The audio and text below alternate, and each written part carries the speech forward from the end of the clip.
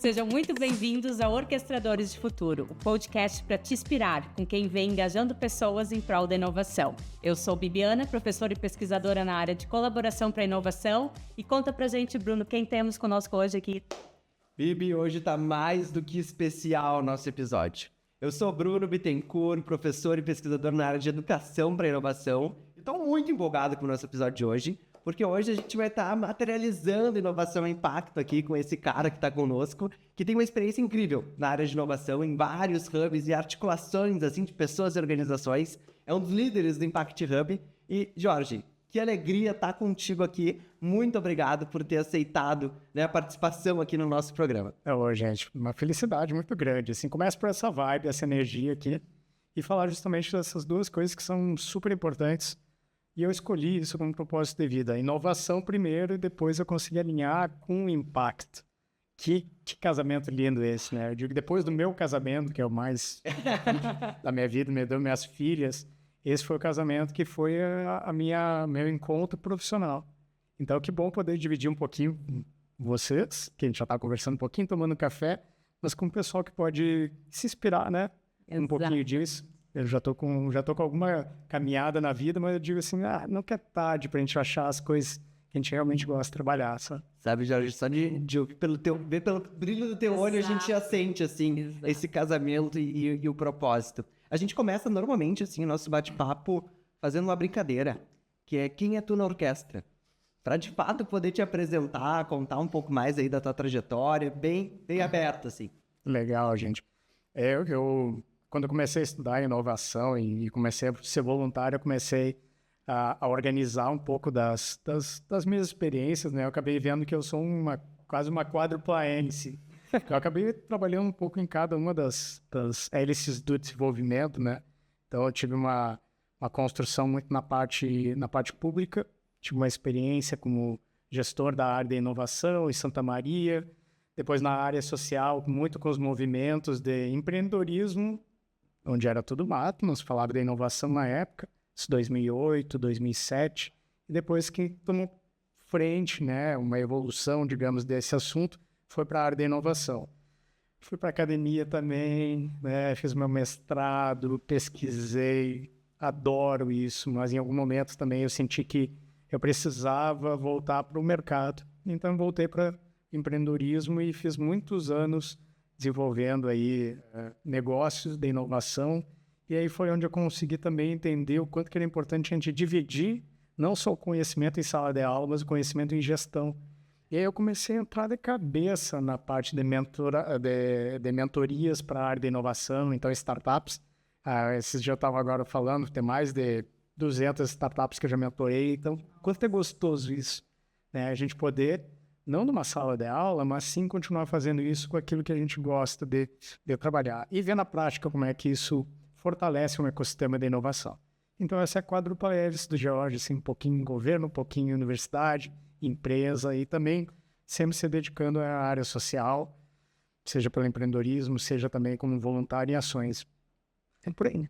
Jorge, então conta pra gente um pouquinho dessa tua trajetória de conexão de atores, para além de tu ser a quádrupla hélice, como é que tu vem conectando nesses diferentes aí, espaços que tu passa? É legal isso, né, gente? Sempre quando a gente mentora, eu falo quanto que as pessoas têm que aproveitar a experiência que elas passaram, né? Então, eu acabo me direcionando muito para essas áreas que em algum momento eu tive afinidade, eu estudei. Então, a minha orquestração, né, o meu trabalho foi trabalhando, vamos dizer assim, né, um primeiro passo no interior do Rio Grande do Sul, onde eu trabalhei muito tempo com o ecossistema de inovação de Santa Maria, e aí já trabalhando, conectando ele com Porto Alegre. A gente tem aqui já um primeiro desafio, né, que é como é que a nossa comunidade ela tem acesso a recursos que às vezes estão só na capital. E quando a gente chega na capital, ou seja, o centro da administração, o centro do poder do Estado, como ele enxerga o interior. E eu acho que nessa experiência, nessa indas e vindas Porto Alegre, interior, eu vejo o quanto que é legal a gente ter essa complementariedade.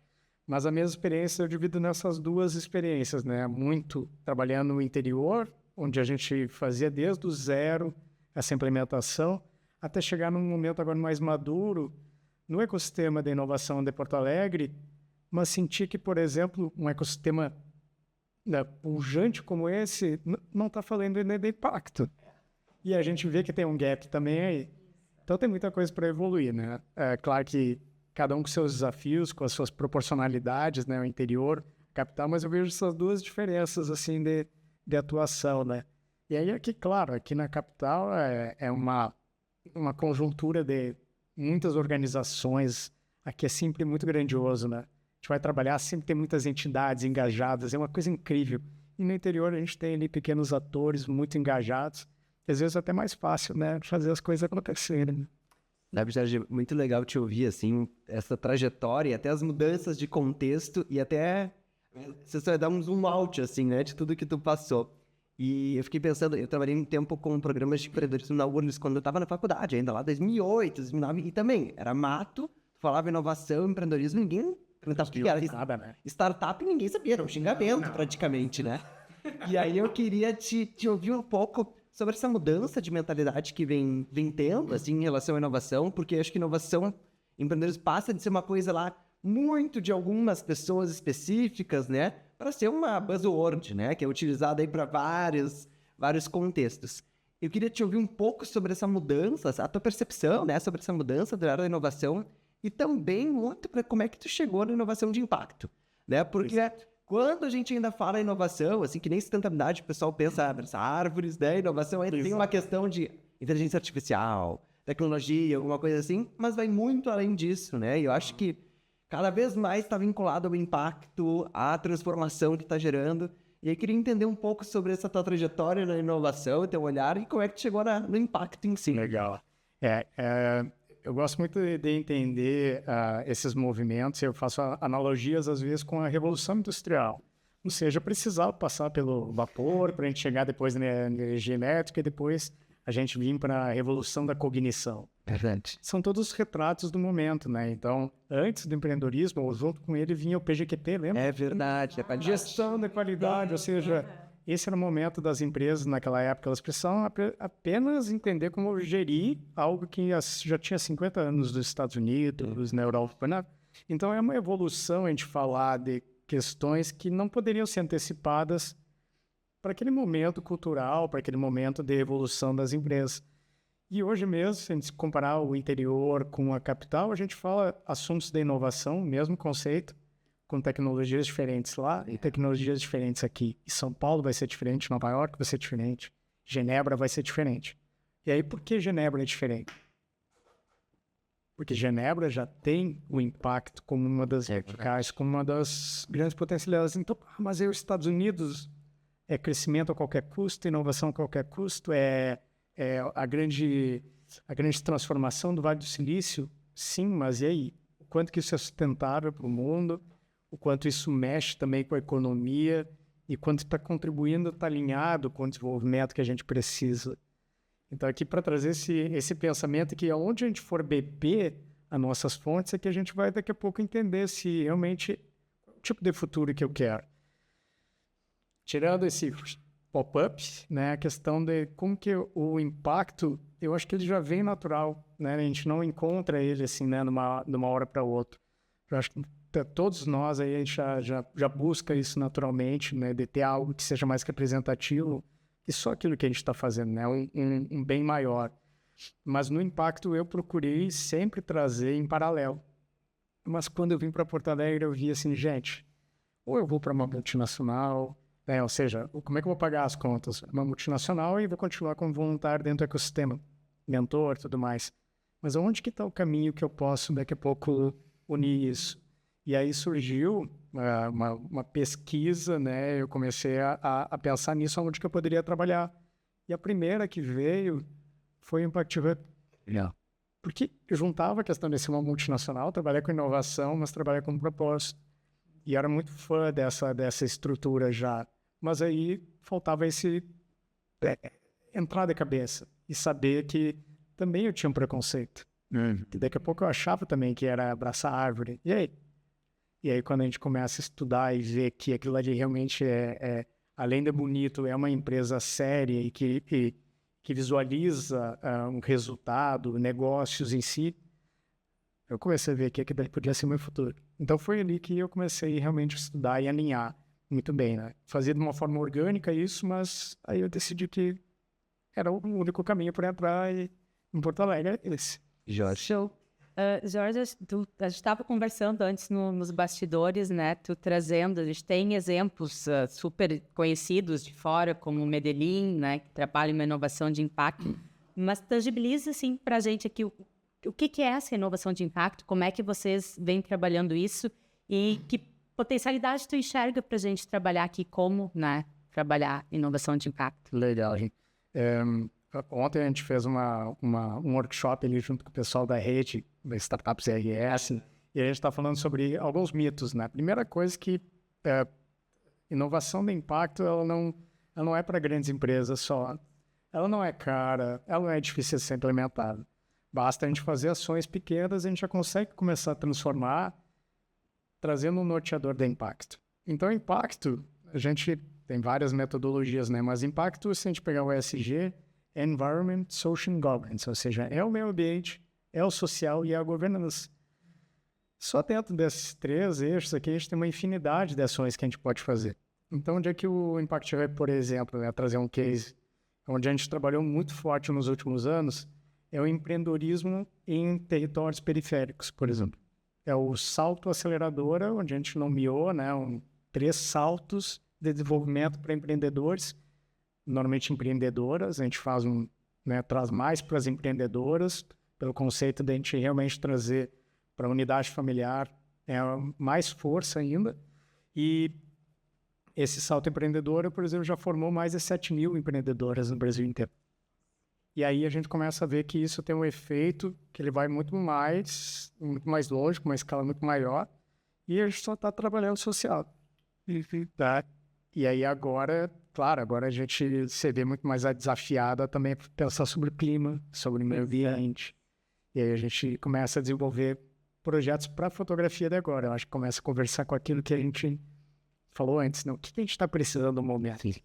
Então, esse é um exemplo. O salto é um case fantástico, assim, para nós. É muito legal.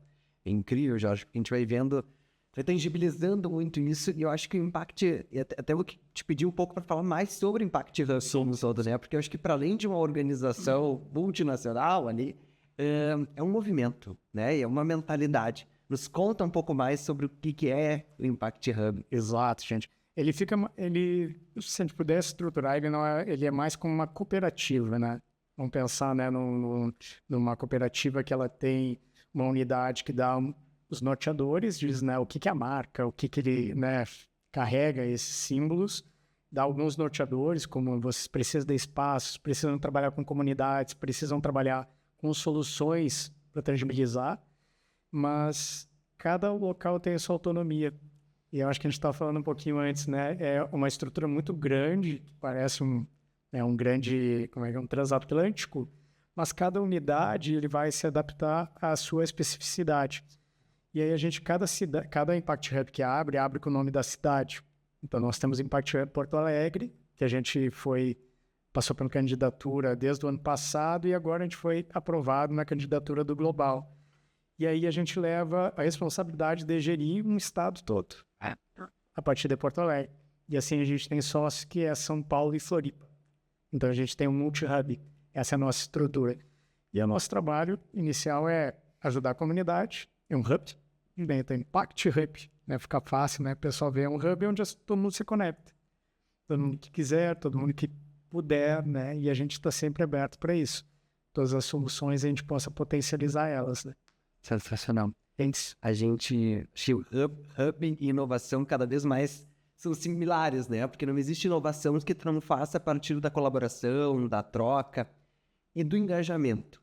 E essa vem sendo um tema bastante caro, assim, para nós, que a gente vem discutindo nas nossas pesquisas e nos projetos, é como engajar as pessoas a partir disso, né? Porque às vezes tu começa alguns movimentos, mas não necessariamente permanecem.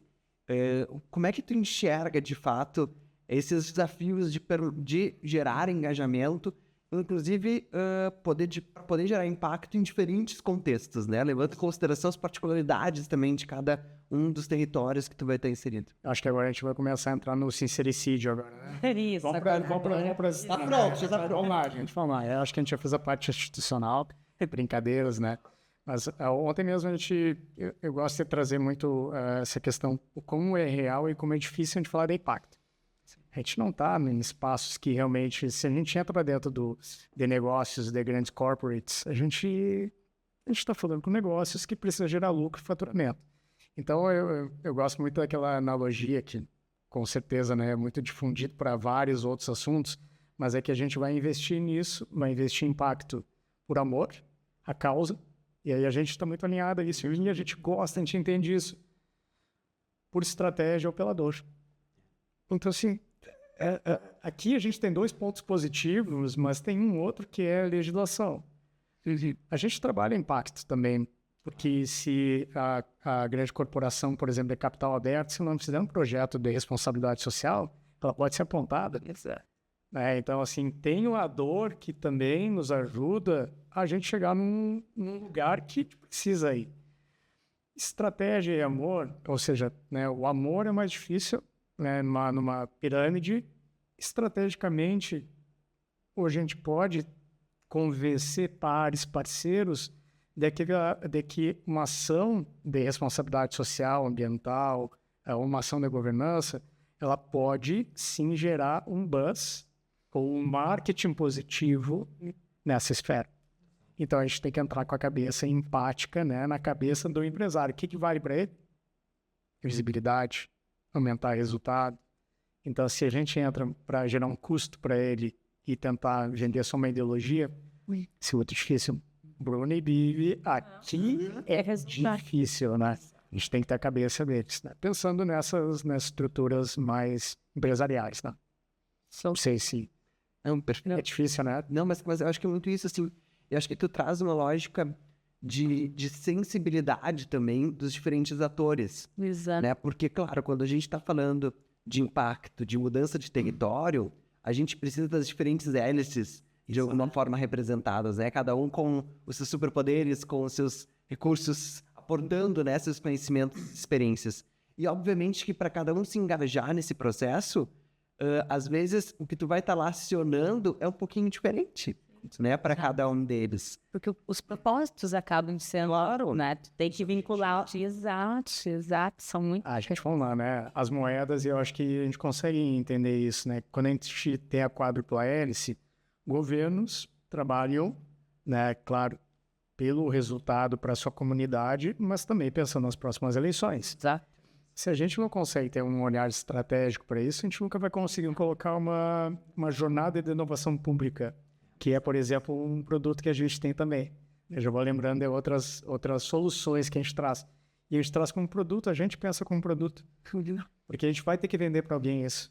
Não é uma solução que é linda, é mágica, que a gente espera que as pessoas simplesmente venham e nos abracem. Isso. É um produto. Então, quando a gente se posiciona, eu acho que tem que ter uma estratégia comercial para isso. E falar com o governo é falar sobre votos, é falar sobre imagem. Né? Então, isso é um posicionamento. Falar com o ensino é falar também sobre posicionamento. Né? Um posicionamento de impacto dentro de uma... impacto, inovação para dentro de uma instituição de ensino que é estratégico, quando nenhuma outra está falando. Exato. Quem é que vai levar à frente, vai ser o protagonista nesse processo? Traz visibilidade, que consequentemente pode trazer mais alunos. Diferenciação. Exato. Como é que a gente se diferencia hoje num mercado tão competitivo desse? Exatamente. Gente, se não é fazer isso, ó. Não, quando vai entrar na sociedade civil, tu precisa de fato mostrar, olha, que a gente está aqui para de fato aportar algum conhecimento que vai fazer sentido para ti, tu vai ganhar também em relação a isso. Eu acho que isso que tu traz é extremamente, é uma visão, a gente estava falando, não romantizada, mas efetiva da inovação e do impacto, né? Porque, de novo, é muito bonito quando a gente fala a necessidade de colaboração, de trabalho em conjunto, mas como é que a gente faz, de fato, essa engrenagem acontecer?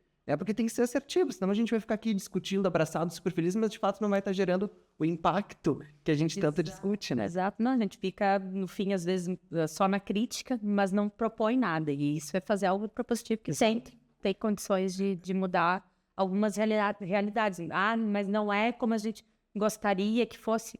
Mas estamos fazendo alguma coisa, acho que é... E tem muito do que tu falou, olha lá, em 2007, 2008, ninguém sabia o que era uma startup, não se falava nisso. Mas olha a mudança, né, de mentalidade, de cultura, de lá para cá, e daqui a pouco pode trazer outras questões que agora não são, mas daqui a 5 anos se tornem viáveis. E a gente pode estar vivendo 2008 do impacto. Daqui a 10 anos, exatamente, a gente não vai mais ter que falar com uma novidade. Exato. É isso que a gente quer, que ele não seja mais algo que tenha que ser defendido. O impacto já faça parte, né? E como é interessante isso, né? Se a gente não pensar estrategicamente, gente, a história nos mostra isso, que quem mais consegue ajudar e quem mais consegue gerar riqueza, né? Os grandes filântropos, as grandes potências nessa área de impacto são aqueles que levam muito a sério isso.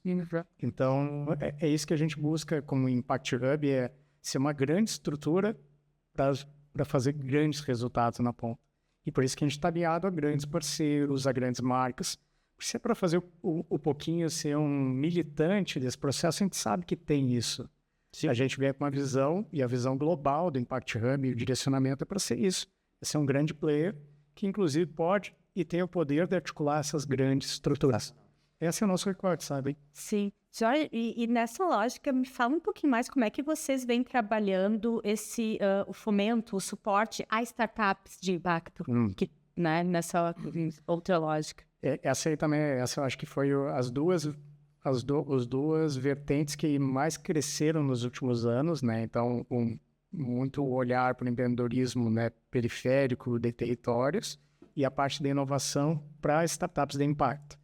Essa é uma grande mudança também cultural. Há alguns anos atrás não existia quase nada. E agora a gente já tem uma grande massa crítica nessa inovação de impacto. A gente é o executor do Inovativo de Impacto, que é uma proposta do governo. Então, o Impact Hub está lá grudadinho e fazendo isso acontecer. Então, a gente é executor dessas grandes políticas. Mais uma vez articulando com uma hélice. Articulando com uma grande hélice, exato.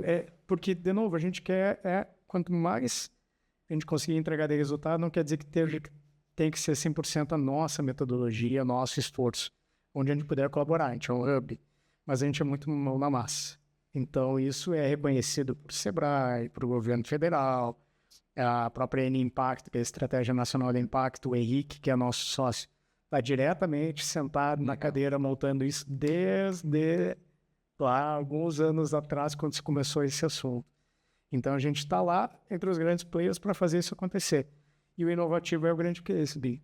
É o grande case nosso, assim, de que a gente conseguiu desenvolver uma metodologia que já atendeu aí, eu acho que quase 1.000 startups de impacto. A gente já teve alguns ciclos ali e a gente já tem também ali nos nossos dashboards ali, já mapeado aí, em torno de 500 startups de impacto no país. Sensacional. É demais, gente. E aí a gente fica feliz como tem uma geração, sabe? Então a gente tem esses programas e programas locais também que a gente vai desenvolvendo, sabe? Adaptados. Sabe, Jorge, que eu estava 2 anos atrás, estava num evento de empreendedorismo e inovação acadêmico e estava jantando com diferentes professores de empreendedorismo e inovação. E aí eles estavam discutindo que cada vez que eles faziam algum tipo de ação de empreendedorismo e inovação nas turmas de graduação, 80% dos negócios que vinham eram um negócio de impacto. Porque eu acho que tem uma questão de uma mentalidade de uma nova geração que já, quando tu traz, né? Nós estamos em 2008 do impacto, para mim faz muito sentido, né? Porque eu acho que tem aqui uma mudança também de cultura que a gente falou e também de mentalidade geracional, de alguma forma, que já vem com um outro chip, né? O contrato que, sei lá, já não consegue desassociar negócio e impacto socioambiental de alguma forma, sabe? Eu acho que isso é um mar que a gente já vai navegando, assim, de algum jeito. E eu acredito muito nisso, e acho que isso aí dá muita esperança. Quando a gente tem os filhos, a gente começa a ver que eles já vêm uma geração que já tem, assim, um entendimento de justiça ambiental, inclusão, preconceitos que a gente daqui a pouco carregou antes, né, pelas gerações que vieram, né, como que essa geração ela vem muito mais iluminada, né, vamos dizer assim. Então, acho que é uma tendência isso, né, Bruno? Eles virem também querendo ajudar mais. Total. Né? E é incrível isso.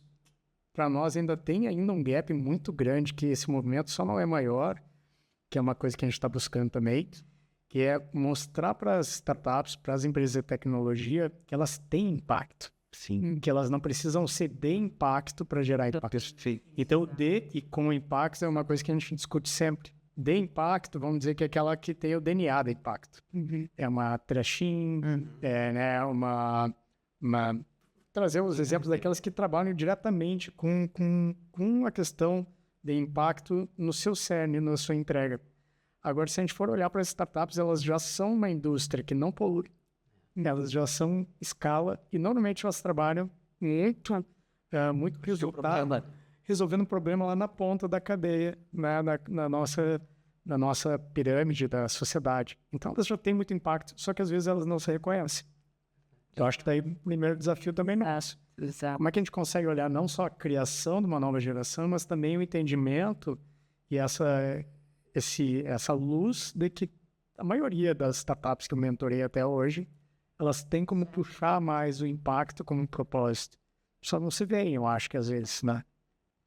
E olhando para isso, assim, é sensacional o que tu traz, porque eu acho que tem uma questão de mentalidade, até de assumir, né, cada vez mais, defender essa bandeira do impacto como um todo, independentemente da área de atuação que tá colocando. O que a gente às vezes acaba esbarrando quando a gente discute é que alguns tomadores de decisão ainda têm uma outra mentalidade. E aqui eu queria falar um pouco mais até sobre os próprios investidores de startups, né? Muitas vezes as métricas... Meteu o dedo nesse aí, vamos meter. As métricas, elas são Tava fácil até agora, viu? Exato. E eu, tipo assim, quando tu vai lá, tu quer trazer alguns... Então tá, eu mudei a vida de tantas pessoas, estou revolucionando, por exemplo, o ensino de alguma forma. E claro que pode ser que a minha curva de receita vai demorar um pouco mais do que outro negócio, porque eu tô pensando nisso. O quanto que tu tá enxergando que essa mentalidade, ela vem modificando. Acho que assim, nas novas gerações a gente já, né, estamos acordados, mas também nesses outros tomadores de decisão, aonde está o dinheiro, muitas vezes também, nos outros espaços. Quem já viu alguma palestra, uma aula minha, eu começo sempre com o mesmo slide. Eu gosto muito do slide, que é uma foto da Fearless Girl. Ou seja, era uma menina, uma estátua de uma menina de frente com o touro de Wall Street. Que foi lá em 2007, se não me engano, um artista plástico colocou lá, 2017, desculpa, e falava sobre isso, o enfrentamento dos novos negócios com a antiga economia. A antiga economia, né, representada pelo touro de Wall Street, ele mostra que continua vivo, ou seja, as vidas, elas continuam, né, o mundo ainda gira na mão da economia tradicional. Ou seja, as grandes fortunas, os grandes negócios continuam lá. Então tem toda uma adaptação para isso, de que se a gente trouxer para a escala da Venture Capital, de quem ainda continua empreendendo em inovação, ainda tem um pensamento mais tradicional. Isso não quer dizer que não possa mudar. Então a gente já vê, por exemplo, aceleradoras, como a Venture, aqui já acelerando o ESG Now. Foi a primeira acelerada se eu não me engano, na parte de impacto, né, com DNA de impacto. Mas se a gente olhar para São Paulo, a gente já vai ver que tem outras ventures já especializadas nisso. Então, basta, eu acho que... O ESG, de alguma forma, já é uma nomenclatura que vai... Exato, que traz esse pegando pensamento, lado que ninguém tem, né? Isso. A Vox Capital, agora não lembrando, né? A Vox Capital é disso, né? Ela tem um venture capital, tem o DNA disso. Então, se a startup ela decide, vamos falar, né, sobre essa realidade, se ela decide que ela ela quer investir em algo mais ligado ao impacto, ela vai ter que buscar outras fontes também, que não seja só tradicional, senão ela começar vai bater, vai voltar e não vai conseguir sucesso, porque a estrutura continua tradicional do Venture Capital. Por quê? Porque daí a sobrevivência do negócio, da inovação, que também é difícil e tem seus desafios. Então, querer colocar uma outra equação também é complicar a vida da inovação, né? Sim. Então, mas tem outros acessos que, no momento que a startup entender que ela é de impacto, ela pode verificar outras fontes também. Então, a minha esperança agora é olhando que nós estamos em 2008 do impacto. Então, bem tempo para frente agora para a gente poder e aperfeiçoando desse sistema como um todo, né? Exato. Jorge, tá fantástico o papo, mas o nosso tempo aqui passa muito rápido, né? A gente queria te ouvir um pouquinho, assim, dentro dessa lógica, o que tu espera, o que tu tá construindo para um futuro, né? Que tu espera do futuro e o que tu tá fazendo no presente para isso, né? Legal, gente. Acho que a gente acabou nem falando aqui de uma coisa, né, que tá super latente, assim, então acho que a gente tá vivendo um momento de reconstrução. Nice. E a gente, claro, tá pensando para frente, e eu acho que isso faz parte também da nossa resiliência, a gente ter essa memória seletiva, mas eu imagino que seja assim, a gente consolidar um momento onde todo mundo se enxergue de forma mais colaborativa. Isso muito, muito particular, mas também do Impact Hub, porque o Impact Hub leva muito a nosso espírito de quem está aqui, né? Então, o Impact Hub Porto Alegre não vai ser diferente disso. Acho que vai ser sempre um parceiro que vai enxergar em toda essa construção que aconteceu durante as enchentes, quantas pessoas colaboraram. Só que o quanto que a gente está preocupado que as pessoas largaram as mãos umas das outras, né? E a gente quer manter isso, porque a gente veio para esse estado para ser isso, ser um parceiro de articulação e potencialização. Onde não conseguem fazer, que não seja uma desculpa não trazer um parceiro para fazer. Acho que a gente estava falando isso antes, né? Exatamente. Tem instituições, às vezes, né, privadas, instituições de ensino que não conseguem fazer aquilo porque não é o métier, não é o core business. Chame o Impact Hub e tenha a gente como parceiro para construir algo realmente significativo. Estava o Thomas antes aqui, a gente estava falando, hands-on, a gente é hands-off. A gente quer fazer, não é uma desculpa, não envolve dinheiro muitas vezes. Então a gente quer ser enxergado dessa forma. Eu digo, quando a gente quer, é porque meu CPF e o CNPJ estão tudo misturado. Então, Impact Hub e a George, só quero que as pessoas batam na nossa porta e digam, né, na nossa porta, onde a gente estiver, e digam assim, gente, vamos fazer alguma coisa junto. É isso que a gente espera. Você te ouvindo, Jorge, me veio muito, assim, a gente teve toda essa questão das enchentes, teve muita colaboração, mas uma colaboração muito mais numa lógica assistencialista. Acho que a gente tem que colaborar, mas para criar, né? Para criar soluções, estar na frente, não estar só apagando fogo, né? Antecipar, Exato. Começar a fazer agora alguma coisa que tenha sentido realmente numa construção mais sólida para frente. Isso tem coisa que a gente espera já do governo, por exemplo, apagar incêndio, a gente sabe que é isso. Exato, mas a gente não. Como é que a gente pode fazer? Vocês são estudiosos, vocês são da ciência. A inovação nasceu aí, né, na academia, são pesquisadores. Como é que a gente aceita que as coisas avançam dessa forma e depois a gente tem que reconstruir tudo? Exato. A gente tem que pensar de uma forma mais colaborativa, mas também mais sólida, uma construção. Então, acho que junta um pouquinho disso, né? Um pensamento mais estratégico, mais inteligente para o futuro, mais sustentável, com certeza. Né? Acho que esse é o Nossa, Jorge, sensacional, assim, esse papo. Voa um tempo contigo e também te confesso que a gente fica assim, se mexendo na cadeira feliz, assim, também, olhando para esse... Já quer sair com um projeto aqui. A gente já larguei um monte de isca aqui para a gente começar a fazer trabalhar junto. Com certeza. Muito obrigado pela tua participação. Obrigado por estar aqui conosco hoje. Eita. Obrigadão. Obrigado, gente.